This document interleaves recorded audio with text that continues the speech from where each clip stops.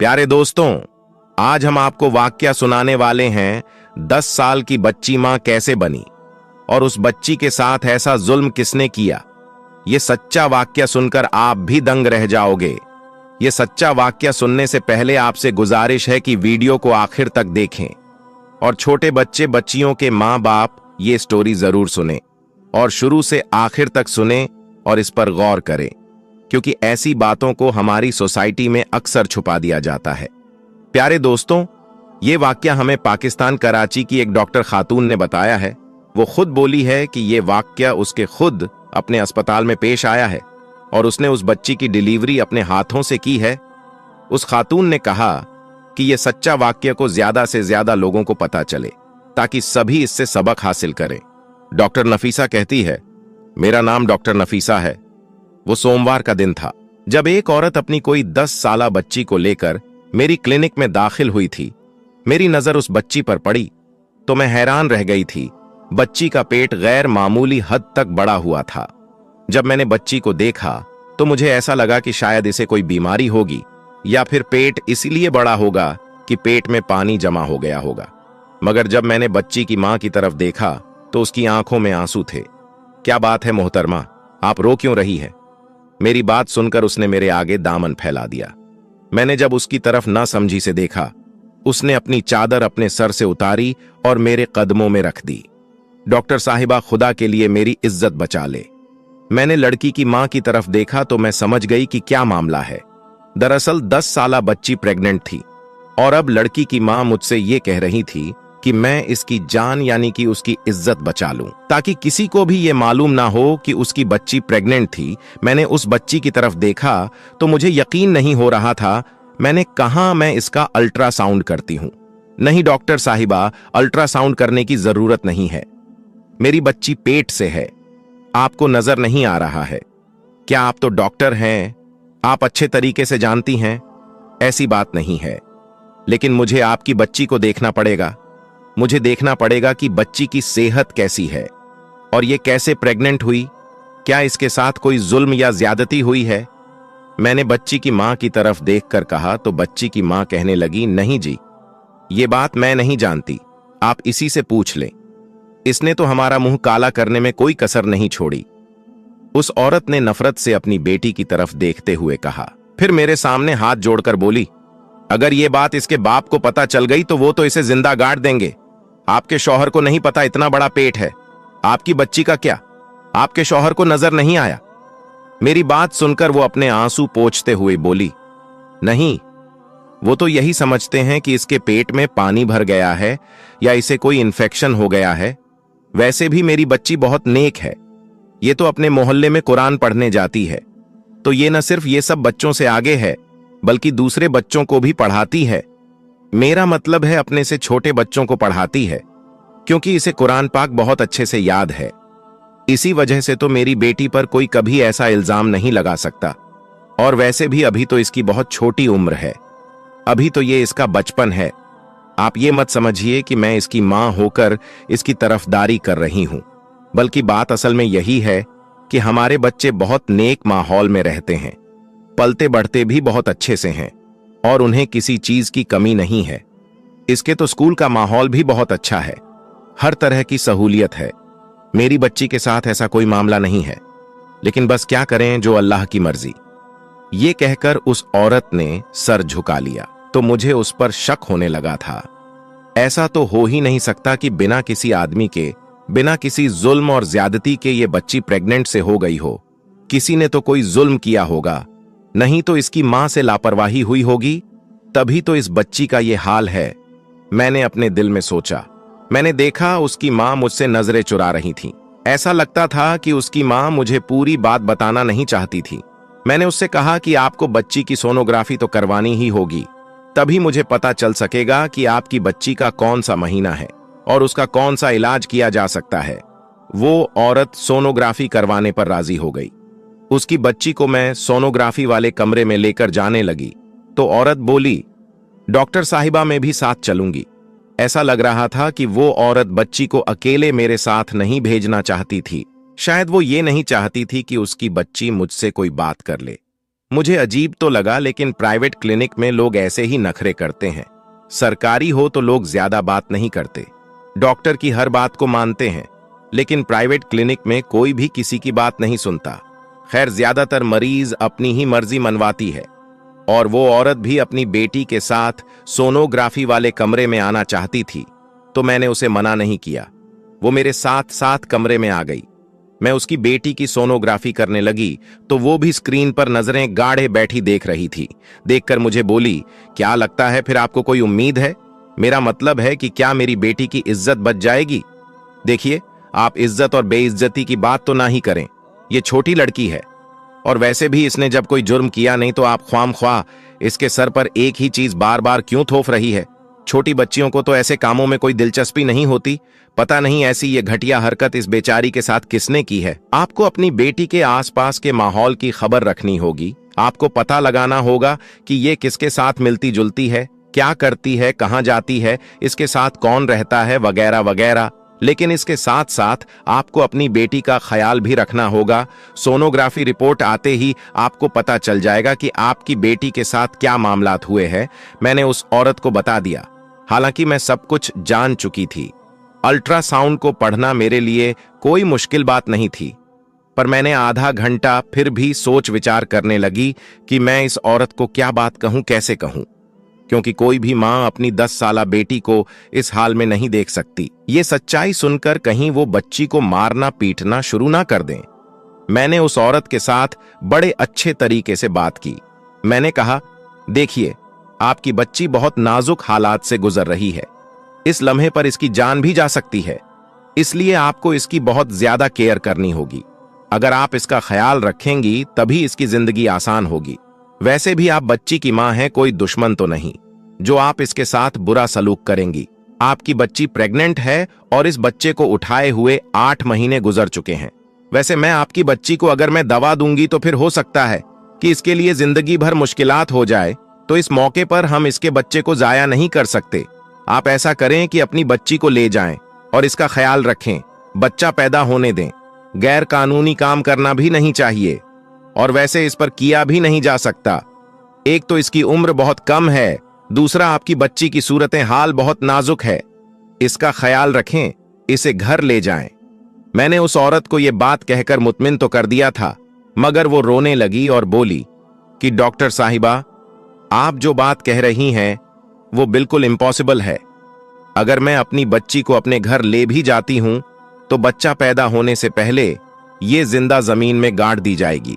अब मेरी जगह खुद को रखकर सोचे बताएं भला कि आप ऐसे किसी बच्ची की मां होती और वो ऐसे प्रेग्नेंट हो जाती तो आपका शौहर आपको माफ करता। सारी बातें तो बच्ची की मां पर ही आती हैं, सवाल उसकी तरबियत पर उठते हैं। मैं इस हालत में इसे घर नहीं ले जा सकती। आप कोई ना कोई हल बताएं, वरना तो मेरे लिए अपनी बच्ची को छोड़ने के अलावा और कोई चारा नहीं होगा। उस औरत की संग दिली देखकर मैं हैरान रह गई। आप अपनी बच्ची को छोड़कर कहां जाएंगी?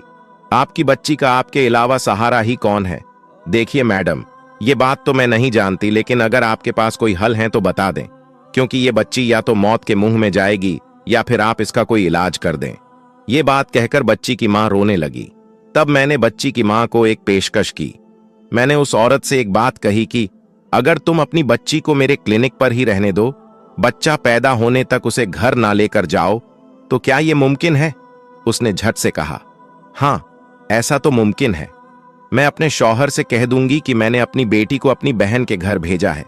बहनें तो साझी होती हैं, वो मेरा साथ जरूर देंगी। उसे भी पता है कि मेरी बच्ची के साथ क्या मामला है। आप बताएं, आप इस काम के कितने पैसे लेंगे? वो औरत बीमार भी थी और साथ में मजबूर भी। अपनी बेटी के लिए बहुत परेशान हो रही थी। मैंने उसे तसल्ली दी और कहा, मुझे आपसे कोई पैसे नहीं चाहिए, मैं तो बस इस बच्ची पर तरस खाकर आपको ये बात कह रही हूं। वैसे भी मेरे क्लिनिक में रात के वक्त कोई नहीं होता, मैं ही होती हूं, तो मैं इसका ख्याल रखूंगी और बाकी का वक्त मैं इसे अपने घर लेकर जाऊंगी। आपको अगर मुझ पर भरोसा है तो फिर इसे यहीं पर छोड़ कर जाइए। उस बच्ची की मां को और क्या चाहिए था? वो तो पहले ही परेशान थी। कहने लगी कि ठीक है, मैं इसे यहीं छोड़ जाऊंगी। उसके जाने के बाद मैंने बच्ची से पूछा, बेटा, क्या तुम स्कूल जाती हो? उसने मुझे सारी बातें बता दी। मेरा शक था कि शायद स्कूल में या वैन वाले ने उसके साथ कुछ ऐसी हरकत की हो जिसके नतीजे में ऐसा हो गया हो, मगर ऐसा बिल्कुल भी नहीं था। बच्ची ने मुझे ऐसी कोई मालूमात नहीं बताई। हालांकि वो डरी हुई नहीं थी। लगता था कि बच्ची के इल्म में ये बात है ही नहीं कि उसके साथ हुआ क्या, कब हुआ, कैसे हुआ। वो मुझसे अपने पेट पर हाथ रखकर मासूमियत से पूछने लगी, डॉक्टर साहिबा, क्या मेरे भी बच्चे होंगे? मैं अम्मा बन जाऊंगी। हाँ बेटा, तुम अम्मा तो बन जाओगी, लेकिन इसके लिए तुम्हें बहुत एहतियात करने की जरूरत है। साथ ही मैंने उसे उछल कूद करने से मना कर दिया। कहा कि अब तुम्हें बस अपना ख्याल रखना होगा, आराम वगैरह करना होगा, अपने लिए दुआ करो और याद करने की कोशिश करो कि अगर किसी ने कभी तुम्हारे साथ कोई गैर मामूली रवैया रखा हो तो मुझे सच सच बता दो। उसने तो ना समझी में सर हिला दिया। बोली कि ऐसा आज तक कभी भी नहीं हुआ, मुझे किसी ने कुछ नहीं कहा। मैं उसकी बातों को समझ तो रही थी, मगर यकीन नहीं आ रहा था। बच्ची की मां अगले दिन आई। उसके पास हलवा और बहुत सारी ऐसी खुश्क चीजें थीं जो कि उसने बच्ची के लिए दी। मैंने बच्ची की मां से वो सब कुछ ले लिया और क्लिनिक में ही रख दिया। बच्ची की मां ने यह भी कहा कि वो उसे अक्सर औकात मिलने आती रहेगी। बच्ची अपनी मां को याद तो करती थी, मगर साथ ही साथ परेशान भी होती थी कि आखिर उसके साथ ये सब क्या हो रहा है। खैर, मैंने उसे क्लिनिक में ही रख लिया। उसके दिन अब करीब आ रहे थे। मुझे परेशानी भी थी कि कहीं इस बच्ची का केस कोई गैर मामूली सूरत हाल इख्तियार ना कर ले, क्योंकि मैंने तो उसकी मां से कह रखा था कि उसे परेशानी की जरूरत नहीं है। उसकी बच्ची का केस मेरे हाथ में है। मैं उसे बर्बाद नहीं होने दूंगी, ना ही उसके मुस्तकबिल पर कोई फर्क पड़ेगा। खैर, विलादत के उसने 2 खूबसूरत बच्चों को जन्म दिया। बच्चे गोल मटोल, प्यारे और सेहतमंद थे। मैंने उन बच्चों को देखा, मेरी तो हैरत की इंतहा ना रही। वो दोनों जुड़वा बच्चे थे। आज तक मैंने ऐसा होते नहीं देखा था। उस बच्ची की सेहत बहुत खराब थी। मैं उसे हॉस्पिटल से सीधा घर ले गई। अब वो बड़ी बड़ी औरत मालूम हो रही थी। मुझे उसकी हालत पर दुख भी हो रहा था। मैंने उससे दोबारा पूछने की कोशिश की, लेकिन उस बच्ची को तो कुछ मालूम ही ना था। बहरहाल वो बच्चे तो उसी के थे। मैंने सख्ती से मना कर दिया कि घर में ये बात किसी को ना बताए। बच्ची की मां को भी मैंने सारी हकीकत बता दी कि 2 बच्चे जो पैदा हुए, वो बच्चे मैंने किसी बे औलाद जोड़े को दे दिए। आपको उनके बारे में फिक्रमंद होने की जरूरत नहीं है। बच्ची की मां अपनी तरफ से बेफिक्र हो गई। उसने मुझे हजारों रुपए दिए और बोली, आपका बहुत शुक्रिया, आपने इस मुश्किल वक्त में मेरा साथ दिया। मैंने अपने शौहर से कह दी थी कि मैं अपने बच्ची को खाला के घर छोड़ आई। वो मुतमिन हो गया था। वैसे भी वो अपने बच्चों की ज्यादा खबर नहीं रखता, लेकिन अगर उसे पता चल जाता तो पता नहीं क्या करता, क्या होता। ये कहकर वो अपनी बच्ची को लेकर चली गई। मेरे ख्याल में तो अब वो मुतमिन थी और उसकी फिक्र भी खत्म हो गई थी, मगर मुझे उसकी बेटी बार बार याद आ रही थी। ऐसा लगता था कि जैसे वो मुझे कुछ बताना चाहती थी, मगर मारे परेशानी की कुछ बता नहीं पाई। मैंने उससे मजीद कुछ नहीं कहा। बच्ची के जाने के बाद मेरे कमरे में मौजूद नर्स ने मुझसे एक अजीब बात कही। बोली कि आपको नहीं लगता कि बच्ची की मां का रवैया कुछ अजीब था? मुझे लग तो ऐसा रहा था, मगर मैंने सर झटक दिया। मैं फालतू की बातों में नहीं पढ़ना चाहती थी। वैसे भी मैंने ये केस अपने जहन से भुला दिया था। मेरे तो वहम और गुमान में भी नहीं था कि इस बच्ची को दोबारा मेरे पास आना पड़ेगा और मुझे दोबारा से उस बच्ची को देखना पड़ेगा। मेरे ख्याल में यह सबसे बड़ी मुसीबत थी जो उन लोगों पर आई थी। मुझे इस बात का मुकम्मल यकीन था कि अब वो मां अपनी बेटी का खास ख्याल रखेगी और उसे बाहर आने जाने नहीं देगी। न सिर्फ ये कि उसकी हर हरकत पर नजर रखेगी, बल्कि उसके मिलने जुलने वालों पर भी ध्यान रखेगी। मैंने तो यही सोचा था कि यह आखिरी और पहला वाकया होगा जो इस बच्ची की जिंदगी में आई है, मगर फिर वो हुआ जो मैंने सोचा भी नहीं था। तकरीबन 7-8 महीने गुजरे थे कि वो बच्ची दोबारा मेरे क्लिनिक में दाखिल हुई।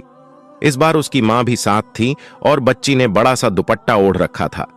बच्ची का कद काफी बढ़ चुका था। लगता था कि अब इसकी जिंदगी में कोई और मसला नहीं है। मैं समझी कि शायद कोई दूसरा मसला है जिसके लिए वो मेरे पास बात करने के लिए आई है, मगर उसने तो आते ही मेरे सर पर हैरतों के पहाड़ गिरा दिया। मैंने पूछा कि क्यों आना हुआ?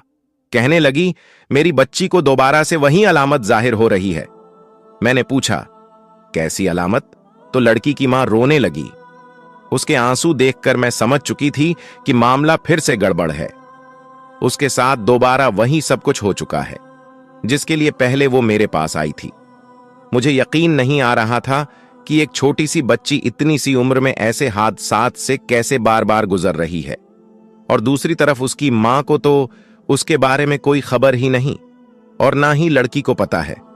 मैंने कहा, अब ये सब कैसे हो गया? तुमने तो कहा था कि तुम्हारी बच्ची के इर्द गिर्द में कोई ऐसा इंसान नहीं जो ये हरकत कर सके, तो फिर ये सब क्या है? लड़की की मां रोते हुए बोली, डॉक्टर साहिबा, मुझे तो खुद इस बारे में नहीं पता। मेरी तो टांगें कांप रही हैं। उस वक्त से, जब से मैंने अपनी बच्ची के बारे में ऐसा महसूस किया, आप कम से कम इसका टेस्ट करके पता लगाएं कि जो कुछ मैं सोच रही हूं वो सही है या गलत है, क्योंकि अभी तक मैंने इसका कहीं टेस्ट नहीं करवाया। आप चूंकि मेरे हालात से पहले भी वाकिफ है, इसलिए मैं सीधी आपके पास आई हूं। आप खुदा के लिए चेक करके बता दें कि जो कुछ मैं सोच रही हूं वो सही है या गलत है। अल्लाह करे ये सब जो मैं सोचती हूं झूठ निकले, वरना तो मैं जीते जी मर जाऊंगी। अब तो इसके बाप से क्या बहाना करूंगी? अब तो मेरी जिंदगी में वो तूफान आएगा कि मेरी जिंदगी हमेशा के लिए तबाह हो जाएगी। मैंने उसे तसल्ली दी, कहा कि आप ख्वामख्वाह शक ना करें, पहले मुझे आपकी बच्ची को चेक तो करने दें। जब तक टेस्ट की रिपोर्ट नहीं आती तब तक आप कोई अंदाजा कायम मत करें। मगर मैं जब उसे अल्ट्रासाउंड वाले कमरे में लेकर गई तो अल्ट्रासाउंड की स्क्रीन पर नजर पड़ते ही मेरे तो कदमों तले से जमीन निकल गई। मेरी आंखें फटी की फटी रह गईं। मैं ऐसा सोच भी नहीं सकती थी कि दोबारा से वही सब कुछ हो जाएगा। मैंने लड़की की मां को भी सच सच बता दिया। कहने लगी कि ऐसा मत कहें, कह दीजिए कि ये झूठ है। मैंने कहा, क्या आपको आपकी बच्ची के बारे में कुछ भी नहीं मालूम? आप कैसी मां हैं? सच कहती हूं, कुरान पर हाथ रखकर कसम खाने को तैयार हूं कि मेरी बातें बिल्कुल सही हैं। मैं अपनी बेटी के बारे में किसी मुजरिम को नहीं जानती। आप शायद मुझ पर ही शक कर रही होंगी और सोच रही होंगी कैसी मां है जो अपनी बेटी के बारे में इतनी सी बात भी नहीं जानती, लेकिन कसम खाकर कहती हूं, मुझे वाकई नहीं पता कि यह सब कुछ कैसे हुआ। मैंने कहा, अब परेशान होने की जरूरत नहीं है, क्योंकि दवाइयों के इस्तेमाल से मामला ठीक हो जाएगा। आपको वो परेशानी तो नहीं होगी जो इससे पहले हुई, मगर बार बार ऐसा होने से आपकी बच्ची की सेहत गिर जाएगी। बहुत कम उम्र में ऐसे मामलात बच्ची के लिए बहुत खतरनाक होते हैं। आपको भी पता है कि इसकी सेहत कैसी है। एक तो उम्र कम है, दूसरा कमजोर और मरियल सी है। आपको इसका ख्याल रखना होगा। मेरी बात सुनकर उसकी मां ने कहा, बिल्कुल ख्याल तो मैं रखूंगी, आप बस दवाइयां दे दें, मगर मुझे बता दें कि मेरी बच्ची का मुजरिम कौन है। वो औरत मेरी क्लिनिक में बैठी रोने लगी। मैंने कहा, इस बात की तो मुझे भी समझ नहीं। मैंने तो कई बार आपकी बच्ची से नफ्स हरबे आजमाकर यह पूछने की कोशिश की कि क्या उसकी नजर में कोई मुजरिम है, तो उसने मुझे साफ मना कर दिया। वो बच्ची बोली कि आज तक ऐसा नहीं हुआ, ना ही मुझे कोई ऐसा शख्स नजर आता है जिसने मेरी तरफ बुरी नजर से देखा हो, मुझे हाथ लगाने की कोशिश की हो। बस जो कुछ भी होता है वो अचानक होता है। मैं इस मामले में कुछ नहीं जानती। बच्ची की बात सुनकर मैं भी हैरान थी।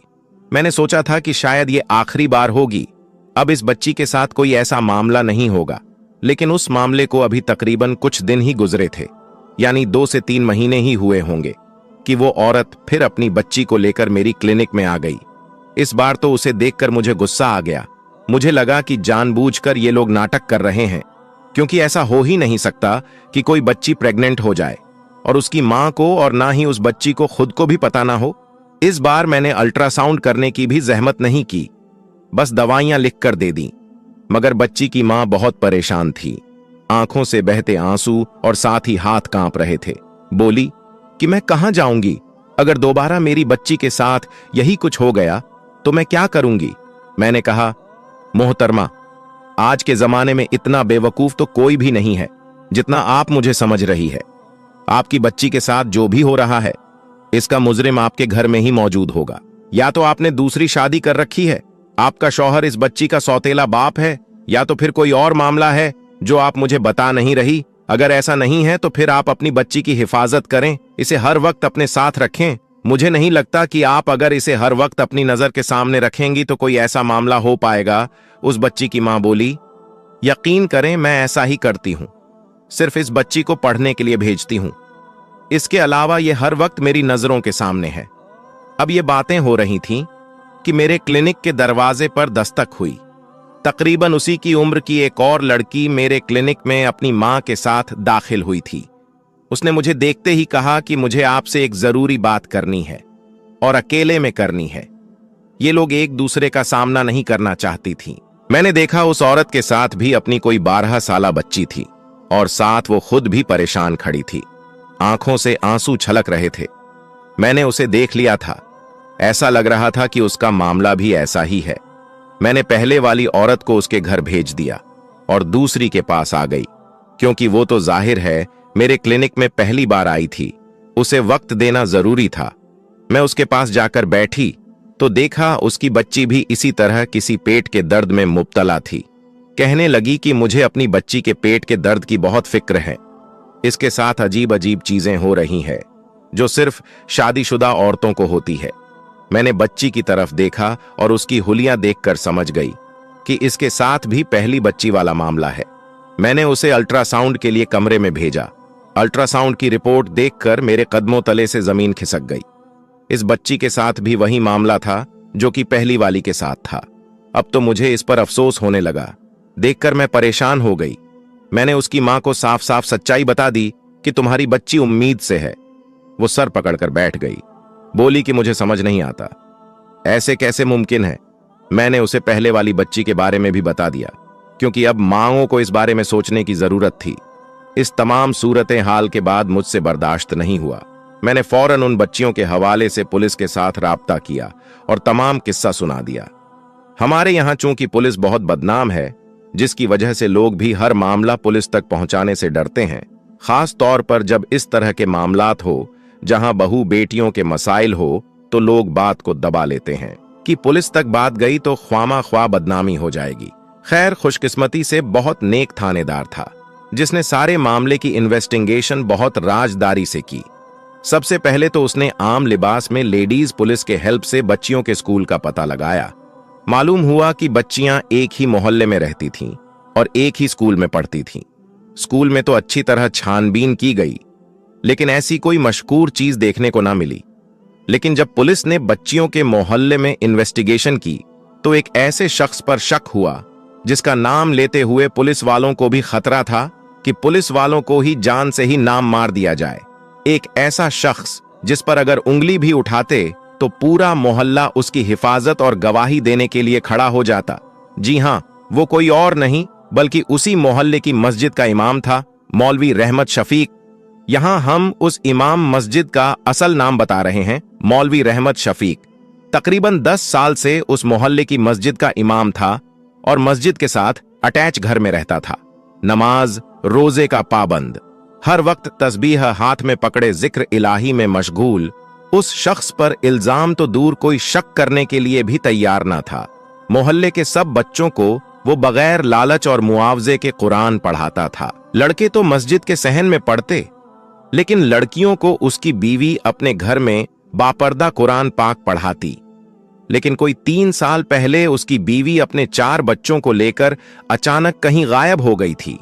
मौलवी साहब ने मोहल्ले के लोगों को बताया कि वो तो खुदा खौफ में चुप थे और अल्लाह के डर से अपनी बद किरदार बीवी की पर्दापोशी करते थे, वरना उनकी बीवी ने गैर मर्दों से ताल्लुकात कायम कर रखे थे और वो अपने किसी यार के साथ भाग गई।